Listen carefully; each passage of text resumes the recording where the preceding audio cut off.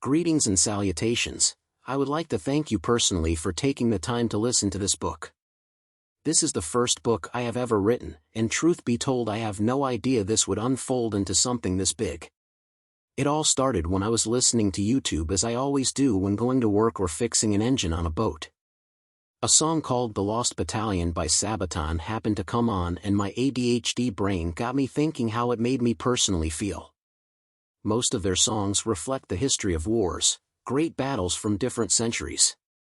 As a United States Marine combat veteran, I naturally had to discover more of their songs. As I continued to listen, and after a few days, these songs were quite literally stuck in my head. Now we all know the world of Warhammer 40,000 realm can be a grisly place with humor that only we can truly understand and appreciate. I began to imagine the Imperial Guardsmen battling different enemies and fighting for their lives set to the soundtracks made by Sabaton.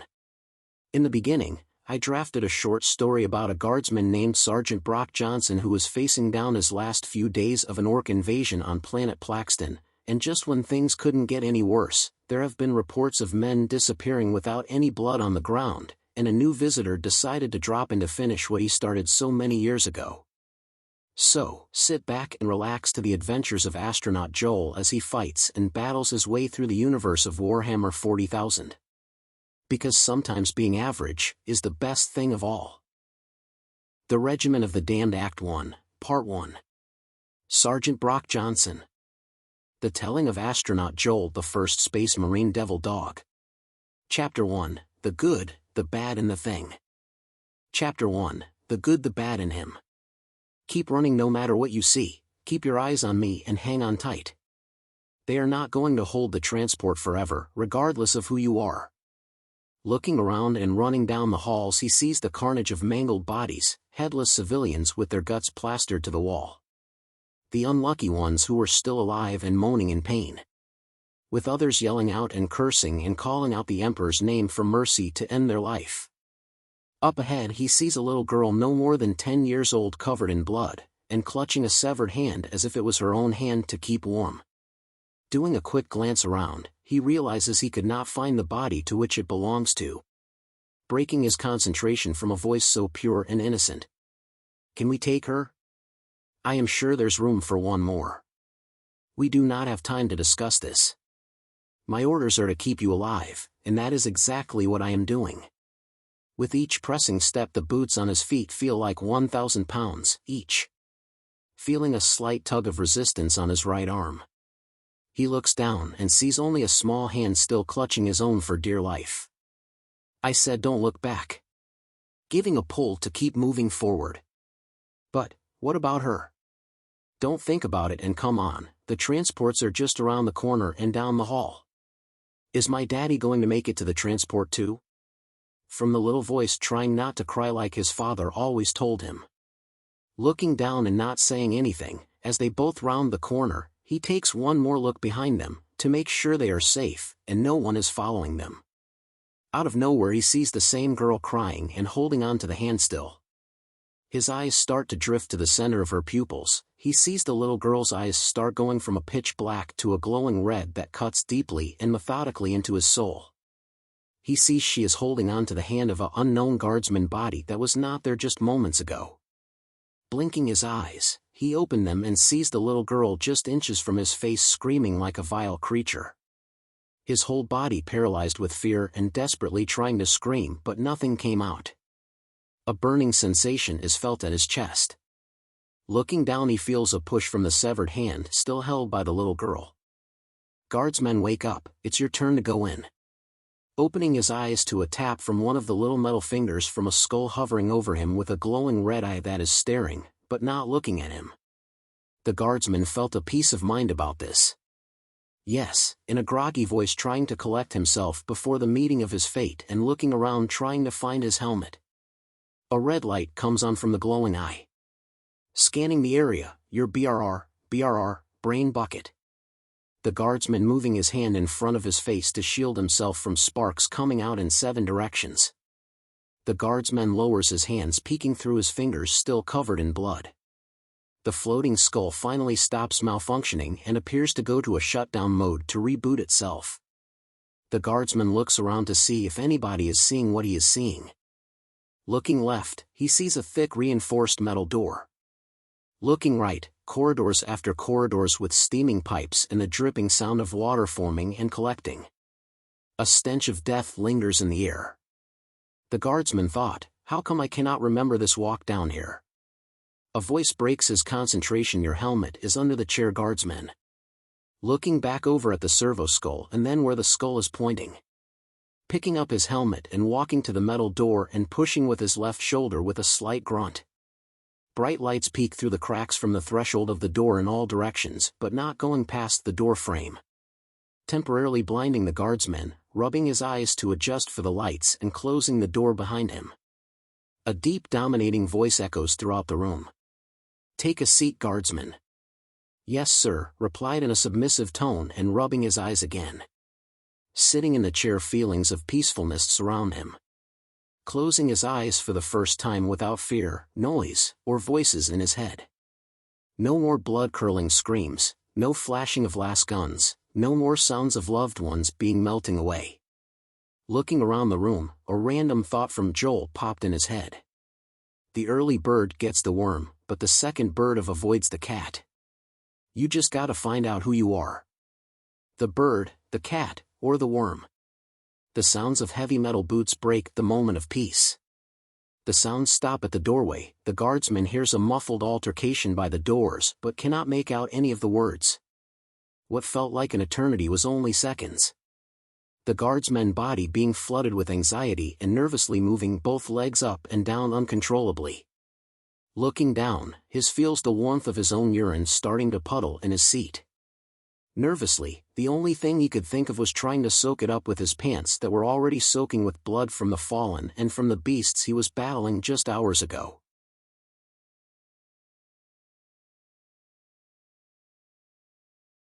The door violently swings open.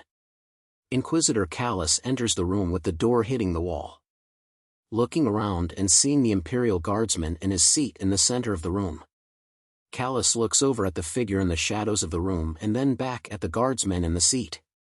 When the eyes of both meet for the first time, the feeling of hate and rot fills the air. Callus starts walking to the seated Guardsman, dead-eyeing him, and not breaking contact with his eyes. Pacing back and forth, then stopping in front of the Guardsman. The Guardsman looks at the Inquisitor and sees a dark-skinned human with long black hair with multiple scars across his face. On his right side is a bolt pistol and in his left hand holding folders with files in it. On the top of its folder, it has Sergeant Brock Johnson, 158th Guard Regiment Planet Defense Force. With big red words, classified top secret. Guardsman, we are here to discuss what is happening on planet Plexen, and most importantly, how you and your men were able to keep your outpost on planet Plexen from falling to the Ratchet Xenon during your time there. Now, for the record, tell us your name and what you saw, and remember, Guardsman, your words will be weighed. Yes, sir, my name is Sergeant Brock Johnson, Sergeant of 158th Guard Regiment Planet Defense Force, and now the Inquisitor Callus interrupting quickly. How long have you been at your post, Sergeant Brock Johnson, and keep it to the point? About 15 cycles, sir. Looking down at his feet.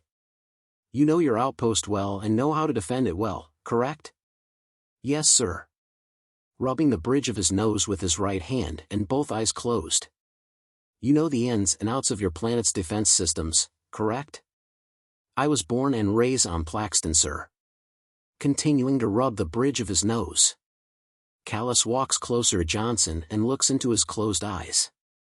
Do you know how to defend your planet with your defense systems, yes or no? The smell of rotting odor coming from the Inquisitor's breath. Yes, sir. You look at me when I am talking to you, Guardsmen. How dare you show an Inquisitor such disrespect? Callus's rotting spit hitting Johnson's face. No wonder your planet fell to such a textbook invasion. Your commissar should have taught you better than that. What a waste. Yes, sir, opening both eyes and removing the spit from his face and moving his right hand underneath his leg. Ah, so, you admit that your commissar failed you by not doing his job to maintain order and discipline in the last days then? No, sir, my commissar did what any good loyal servant of the Emperor would have done. I have a report in my hand, in your own words, a 5 feet 9 inches human, light skin, brown hair, brown eyes and skinny for any guardsman ever seen, with tattoos on his body. Eyes locking on Sergeant Johnson, even for a guardsman, came down from a space drop pod that you describe as a space marine dropship, correct? Yes, sir. At that time, my report later corrects this statement. You see the report. Inquisitor Callus interjects Johnson again. Also, in your report you said this thing helped you defend your planet from the invasion of the Orcs. Then having the same filthy heretic Orcs help you defend your area just long enough for the mighty Emperor's fleet to get you off the planet. Yes, sir, looking down at the ground woefully. Callus gives a look back at the figure in the room and back at Sergeant Johnson. This other alien horde, what you are calling the Tyrranids. Eyes looking at the paper, and back at Johnson. I said look at me when I am talking to you guardsmen. Yes, sir. Trying desperately to stay awake and focus, Johnson looks at Callus straight in the eyes and seeing his baby blue eyes with pupils as dark as the depths of space and reflecting his facial expression of anger and turmoil inside his soul. Sir, they are an abomination to everything we have ever known. They cannot be reasoned with or talked to. The Tyrranid works as a unit and with one mind. It is like every Tyrranid is connected to each other. Even the small ones can take down a veteran guardsman, and the bigger ones are the size of 4 space marines stacked on top of each other. The tall figure in the room looking at Johnson with a look of understanding. Inquisitor Callus scoffing, sounds like to me, you do not even know how to defend your planet, even on the most basic of scales. The smell of cowardice is all over you guardsmen. Callus spitting on the ground in front of Johnson and looking back at the figure and back at Johnson. What a waste. Johnson raising his tone to defend himself. I know only what the Imperial told me what to do and what is expected of me. Without him the entire world will be gone and even a deader planet than it already is. Johnson remembering where he is at and lowers his tone to a more submissive tone. Johnson looks over and sees Callus placing the folders on the desk behind him and closing his eyes. This person made more of a difference than any one person from any regiment of any guardsman I have ever seen. Looking over at the tall figure. No matter what weaponry showed to him, he knew everything about it. How to fire it, how it works, and found another practical use for it. This person has more knowledge about our world than anybody, it was beyond our understanding. He knew everything about the Orcs. How to fight them, how to trick them, and oddly enough, he was firing their own weaponry at them. Johnson smiling, he fired something called a shock attack gun or something like that at a group of Grot tanks. To be Hones, I do not know which one has more vinegar, the things that fly out of that weapon or a group of Hormagaunts. What is a Hormagaunt? Demanding Callus. They are about 2 meters tall, mostly red bodies with the claws being black, with elongated heads. The top 2 arms are like stabbing spears, about 1.5 meters long, and the bottom 2 arms have blades that cut through armor like you are not wearing anything. They tend to stab you in the chest, and then cut you with the bottom 2 arms in half. The Orcs with the axes tend to favor them for reasons beyond me or care to understand. He said something about it as a goods fights is for them, especially the knobs. Who is he, guardsman? I do apologize, my sir, I assume you knew who Joel is by now. How about you do not assume anything, guardsman, do you understand me? And do not say his name. Now continue. Yes sir. I think the day that really turned everything around was the 4th day when the war boss himself decided to show up. What day was that? Demanding Callus. Sir, that was the 4th day after we got him back to the walls. He was flying with one of their jet packs. After that day, the Orcs left us alone. There were a couple small scrimmages amongst other Orc pockets trying to claim dominance over the area. Inquisitor Callus narrowing his eyes at Sergeant Johnson, was this the same day that this thing killed an Orc just by yelling out bang with his finger? That, sir, you will have to talk to Todd about, as he was there and next to him when it happened. But yes, that is what I heard too. Guardsman, this thing was able to pick up Orc weaponry and was able to fire it. Callus walking around the chair in the room. Yes, sir, like I said, he knew everything. Placing both hands in his lap. He knew how to take out the alien hordes by killing the big ones first. He said something about, the bigger ones tell the smaller ones what to do and the smaller ones are connected to the bigger ones, and those bigger ones are connected to the hive mind and the hive mind is the will of them. Looking at the ground and looking back at the Inquisitor, lastly, he was able to convince an Orc war boss that his way of being an Orc was less Orcy. What do you mean less Orcy, guardsman? He convinced the Orc war boss that was invading us and killing all of us, on a new way of thinking on how to be a proper Orc war boss. Heresy, guardsmen, I hear heresy in every word you say.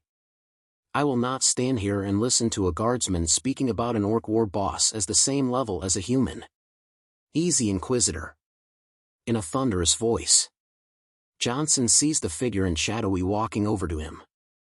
Stunned and amazed by the presence of a Space Marine captain. Only seeing one other so close up before. The lights in the room reflected off his blue power armor. His face riddled with scars and with 4 studs in a corner of his head. Johnson sees his power fist is holding his helmet underneath his left arm and on his hip was a plasma blaster. We are here to gather facts, not allegations of heresy, Inquisitor. Sharply replying to Callus. We need to know what we are dealing with and what we can learn from this. Looking over at Sergeant Johnson, as for you guardsmen, I will allow this tone of yours to be excusable considering what we are dealing with. Listen to us, very clearly, our patience is thin, there is a full-scale invasion, and it is being held temporarily by the wretched Orcs. Now, tell us what you did, and what happened down there. Yes, my lord, fearing for his life and wondering if he says too much, will they just blow his brains out? Now stay tuned for the next reading of Astronaut Joel and the Regiment of the Damned. In the next reading you will hear Chapter 2 and the great battle titled Not So Quiet on the Western Front. Will Inquisitor Callus give leniency to Sergeant Brock Johnson? Who is the captain in the room? What can cause such despair and heresy? Stay tuned and find out for more.